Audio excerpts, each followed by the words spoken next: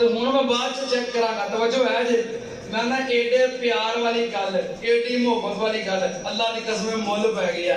پتہ کی کہے گا قرآن؟ رب کہے گا میرا قرآن ہے، پر آیا کالے واسطے میں؟ پتہ کی کہے گا؟ میں حاضر دربار ہویا ارزاں سنون نو، میں حاضر دربار ہویا، توجہ، میں حاضر دربار ہویا ارزاں سنون نو، کر کے سفارش اپنے ساتھی بخشون نو۔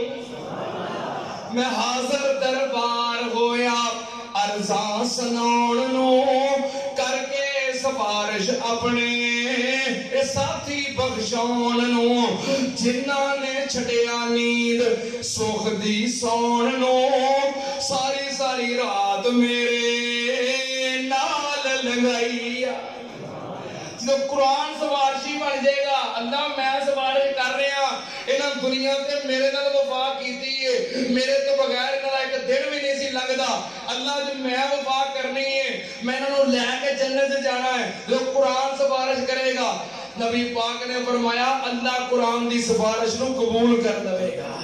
ہو گیا حکم تو میری کلام ہے، ہو گیا حکم تو میری کلام ہے، تیرے پیارے جیڑے لوگ تمام ہیں، انہاں دے تائیں اج جنت آرام ہے، ویچ بہشتہ رحمت کمی نہ کائیا، اے چٹھی اسمانوں سرور آمد نو آئیا۔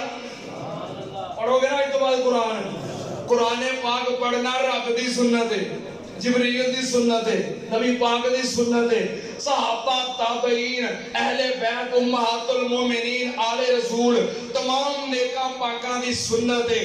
قرآن پاک جڑا بندہ پڑھتا ہے انہوں اللہ پاک اجر بھی عطا کر دے رہے، اتوں اپنا فضل بھی عطا کر دے رہے۔ جن کو نہیں پڑھیا جاتا اڑ اڑ کے پڑھتا ہے انہوں رب دورا ثواب عطا کر دے رہے، ایک ثواب پڑھن دا تے دوجا ثواب اڑن دا۔